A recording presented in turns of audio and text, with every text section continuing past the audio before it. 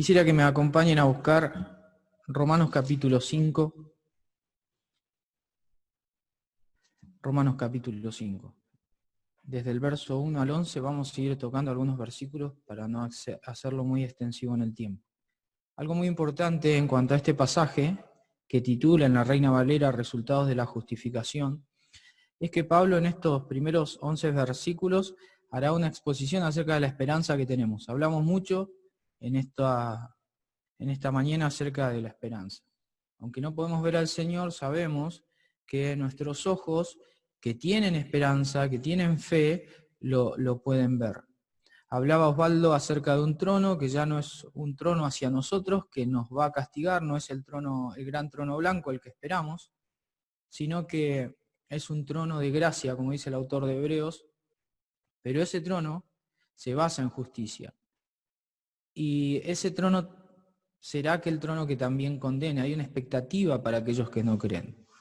Y en la segunda fracción de este texto, no nos va a hablar tanto de la expectativa, esperanza que tenemos, sino que nos va a dar las razones de por qué tenemos la esperanza que tenemos. Razones teológicas, desde el 12 al 21.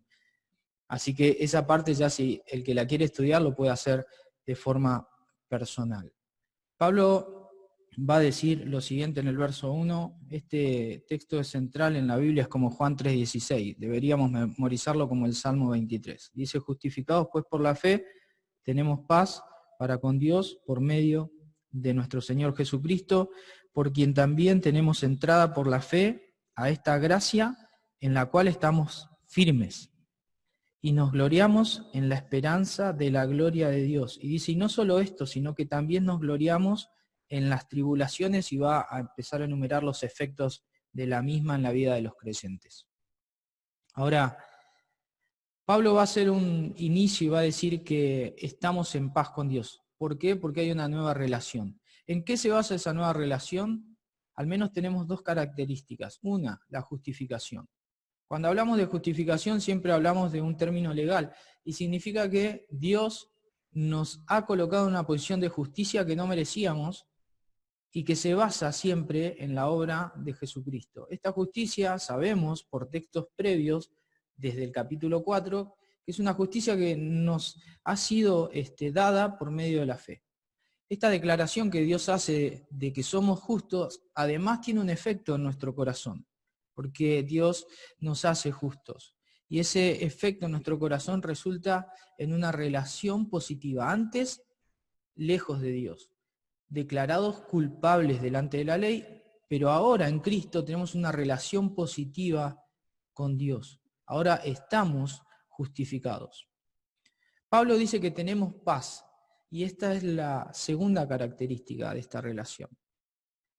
Centrada en una paz que fue lograda por Cristo Jesús. En este capítulo 5 siempre vamos a ver que Pablo justifica cada una de estas palabras con el hecho de que Jesús lo ha logrado. Estamos en paz con Dios. Antiguamente la paz o la pax romana, que se llamaba así, resonaba en los auditorios romanos hacia el imperio. Las personas se sabían romanas y sabían que tenían paz hacia el imperio. No había presión civil hacia ellos. Pero para los judíos la interpretación era otra.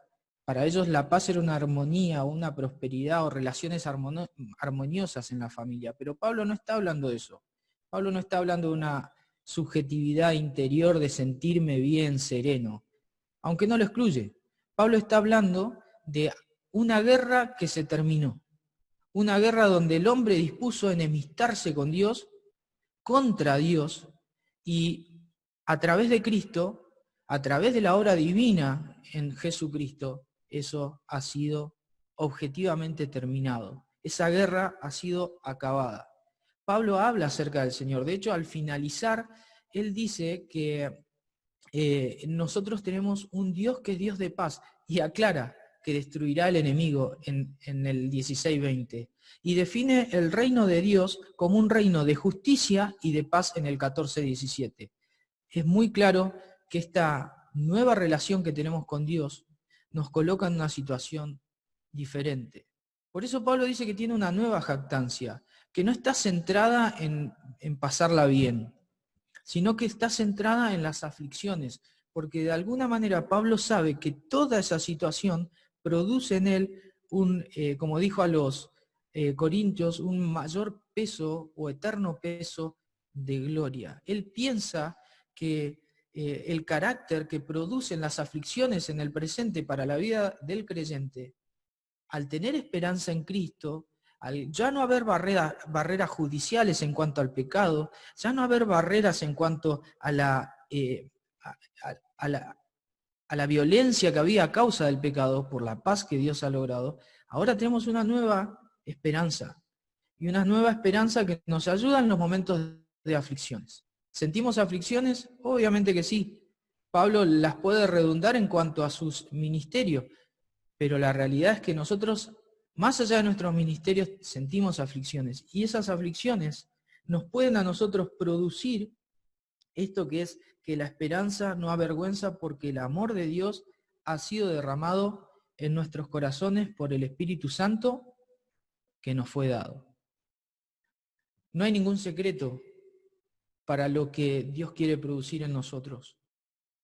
Y es que nuestra expectativa no esté basada en lo que sucede simplemente aquí, sino que lo que sucede aquí haga que nuestra visión en cuanto a la esperanza se fortalezca. Y cuánto más si entendemos que Dios nos abraza desde nuestro interior, porque el Espíritu que demuestra el amor de Dios ha sido derramado en nuestros corazones. Así que una nueva relación, una nueva jactancia.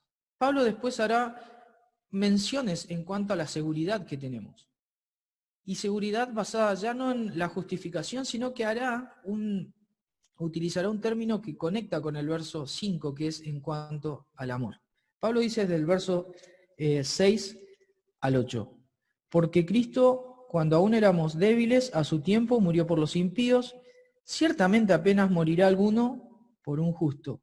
Con todo pudiera ser que alguno osara morir por el bueno. Mas Dios muestra su amor para con nosotros en que siendo aún pecadores, Cristo murió por nosotros.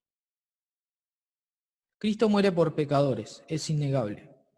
La justicia que hemos recibido por la fe lo demuestra. Nosotros hemos sido colocados en Cristo y ahora ya no hay una implicancia en cuanto a lo que realmente merecemos. ¿Por qué? Porque Cristo pagó por ello. Cristo, dice la primera fracción, muere por personas que son impías, personas que no tienen en cuenta a Dios, incapaces. ¿Por qué? Porque son débiles. Y dice que a su tiempo Jesús lo hizo. Cuando en el momento que le fue asignado al Señor el morir por personas que le faltaban el respeto a lo sagrado. Como lo que le sucedió al mismo Señor cuando estaba en plena cruz y le injuriaban, no solamente los que estaban con él crucificados, sino también todas las personas que estaban observando aquel teatro donde el Señor estaba sufriendo por todos, aún por las personas que estaban ahí. Cristo muere por personas que le faltaron el respeto a lo santo, a su persona. Y el amor de Dios es tan extraordinario, que se demuestra, como dice el verso 7, que aún, dice Pablo, alguien, apenas morirá alguno por un justo, algunos osará morir por alguien bueno, es decir, personas irreprensibles. Es como que Pablo lo pone como una hipótesis, dice, ¿quién lo va a hacer? ¿Quién sería capaz de tomar el terrible castigo que recibió Cristo por alguien que considere justo? ¿Quién pondría su pellejo por otro? No lo hace para decir que quizás haya alguien, lo hace para decir que no hay nadie quien pueda hacer eso.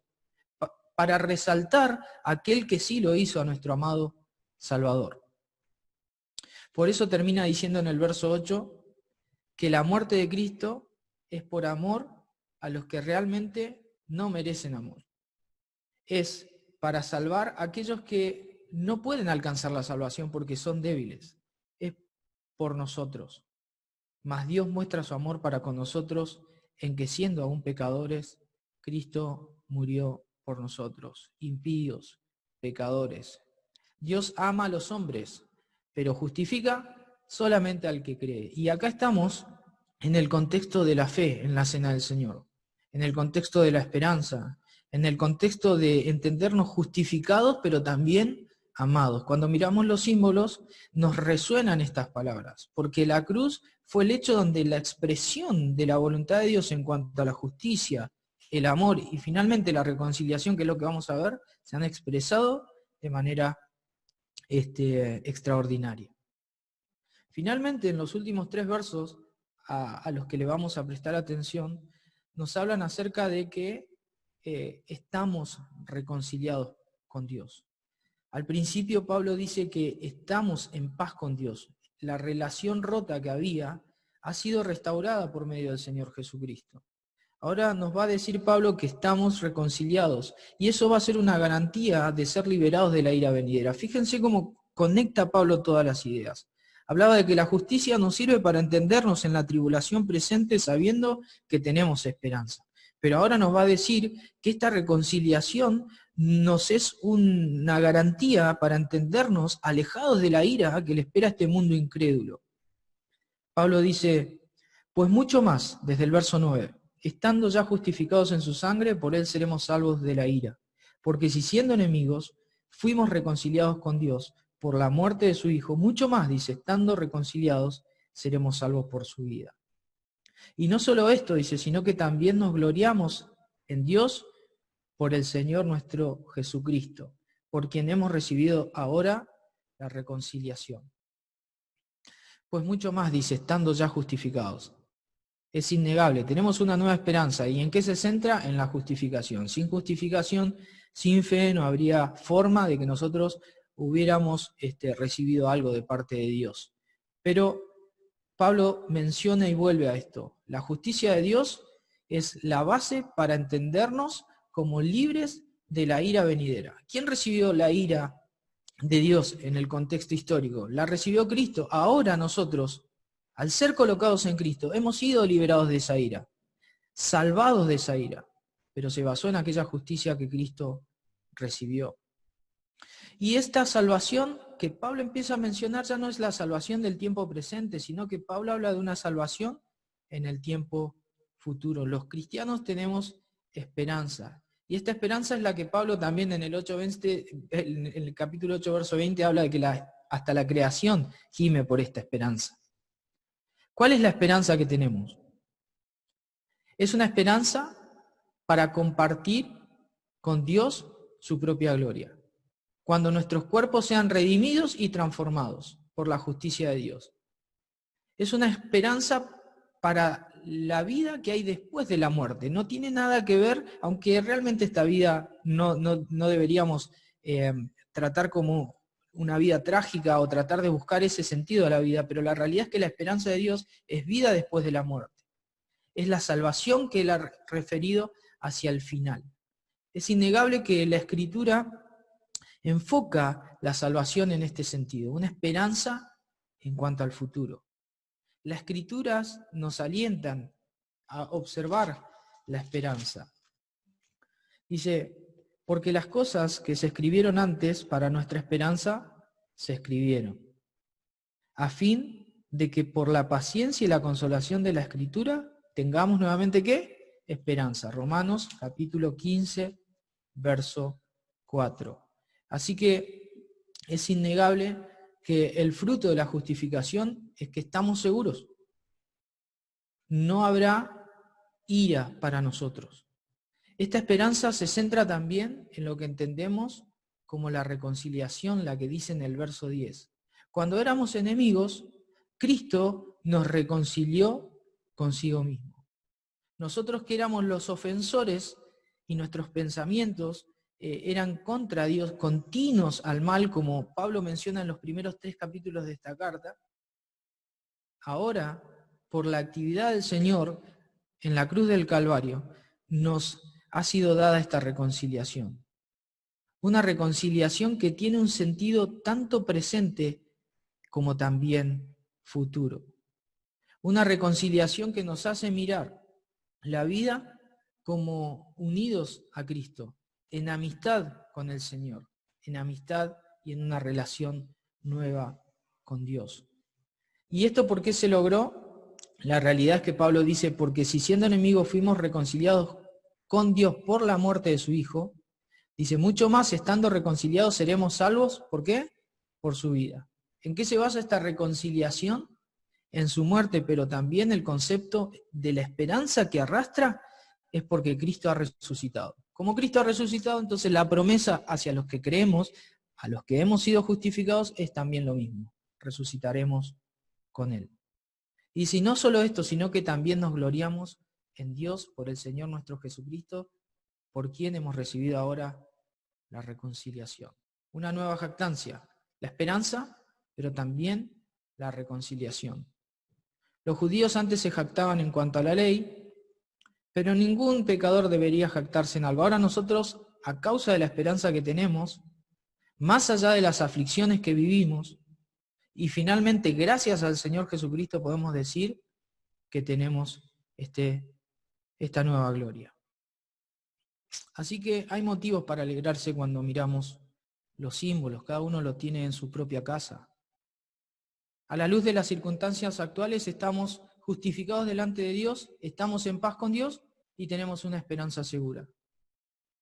A la luz de la salvación que es sólida, podemos entendernos amados por un amor que es constante y fiel de parte de nuestro Dios. Y finalmente, a la luz brillante que tenemos en el futuro, no enfrentaremos la ira, seremos salvos por su vida y lo último, estamos reconciliados con Dios. Así que miremos los símbolos y sintámonos tanto justificados como amados y como reconciliados. Con esa expectativa agradezcamos a Dios cuando participemos de los mismos. Bendiciones.